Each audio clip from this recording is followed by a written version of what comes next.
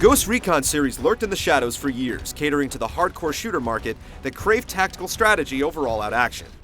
That is until the first Advanced Warfighter was released. Sporting spiffy visuals and gameplay tweaks to match, it was the first true next-gen shooter, and people stood up and took notice. Easily outselling every game in the series before it, GRA became the new gold standard that other shooters would have to live up to. It's just a year later, and the sequel is already here, but does Advanced Warfighter 2 take the series forward or retreat to safe haven?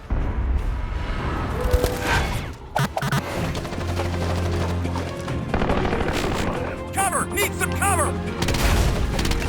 If you've ever played a game based on Tom Clancy's writings, then you know what to expect here. In the first Advanced Warfighter, you were stamping out a coup in Mexico, and in Part 2, you're cleaning up the mess.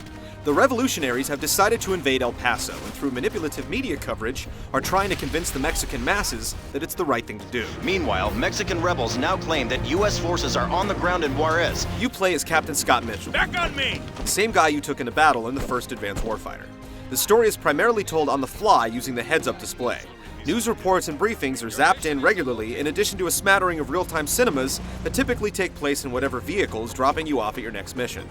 It's up to you to stomp out the revolution and finally return Mexico to a peaceful state. Yeah, that's what I'm talking about, Captain. There aren't a lot of plot twists to speak of, and considering Mexico hasn't exchanged hostile fire with the US in over a century, it's more than a little far-fetched. But it provides an adequate backdrop for all the tactical action you can handle, and then some.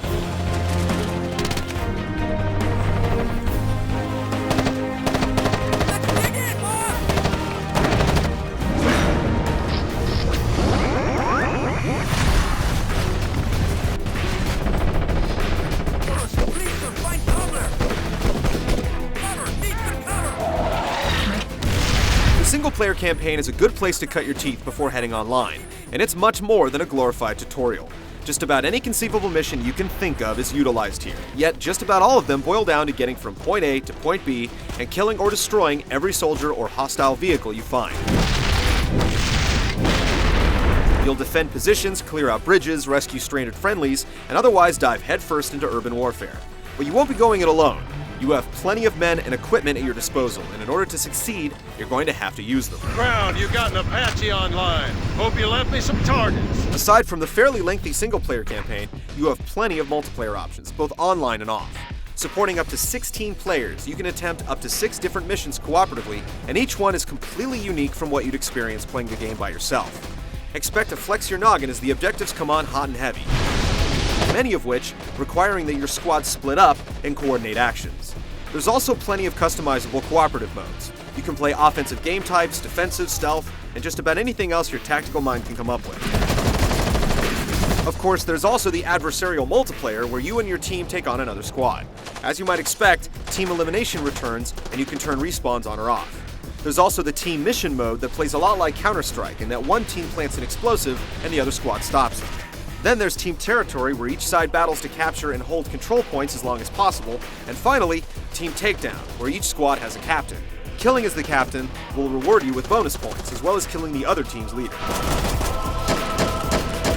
In all, it's hard to imagine a shooter with more gameplay types, and if you grow tired of the pile of options Ubisoft has given you, you can always customize the conditions for victory to give each match a personal touch. Toss in a wide variety of map types where you can manually adjust the time of day and a whopping 62 available weapons, and you can start to see that Ghost Recon Advanced Warfighter 2 is absolutely loaded with content.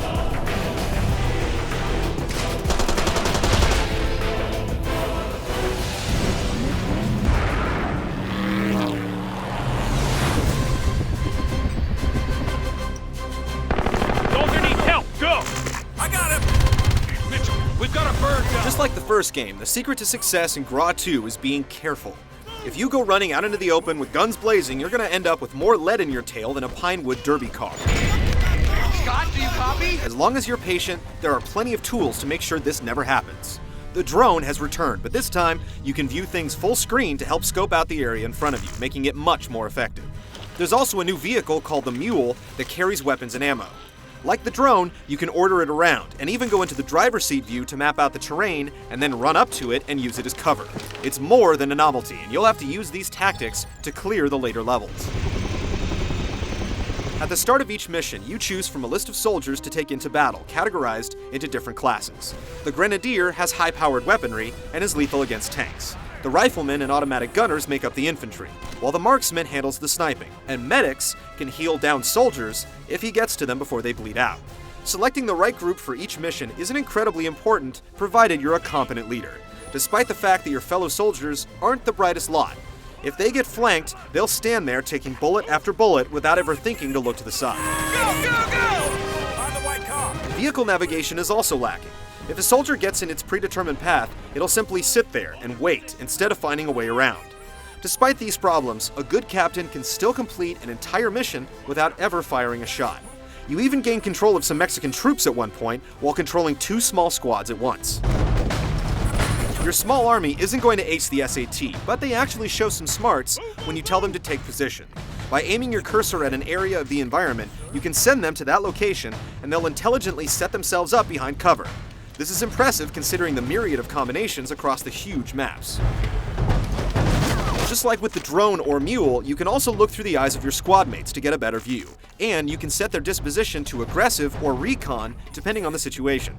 All of this probably sounds complicated, and the truth is, compared to most video games it is. But after overcoming the learning curve, you'll be a master of the battlefield, and a lot of other shooters will suddenly appear pedestrian. There are 62 different weapons, and each one has its own unique characteristics. Just about the time you fall in love with one, you'll gain access to a new one that's even better. Each gun has its own feel, fire rate, shot pattern, and optical zoom level. You can take cover behind just about any object in the game and pop out to fire or squeeze off some rounds completely blind. It all works well. Like most Tom Clancy games, the authenticity here is basically unmatched. If you're looking for realism, it's hard to beat GRA 2. Now, Mitchell, we're having a slight difficulty extracting the VIP. Ghost Recon Advanced Warfighter 2 begs the question, how much is too much of a good thing? While the increased emphasis on scouting and recon give it a different flavor from the first game, it's also eerily similar. When you're talking about one of the best shooters on the market, that's a good thing. The learning curve is steep, and the squad AI could stand a few classes, but the truth is, you won't find a more realistic feature-filled shooter. Toss in a nice bump in visuals, and you'll get your money's worth and then some from Ghost Recon Advanced Warfighter 2, and enjoy every minute of it.